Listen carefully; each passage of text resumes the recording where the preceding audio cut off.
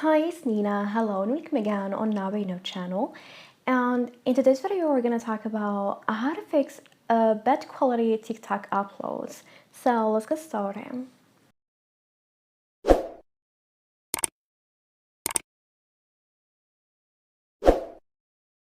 Well, after getting the app, here the first thing we're going to do, we're going to tap on the plus icon at the very bottom.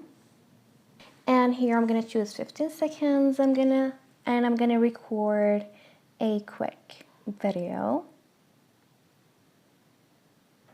Now I'm going to tap on the check mark at the bottom right corner. And then I'm going to tap on next at the bottom right corner. This interface will appear. Now I'm going to tap on more options.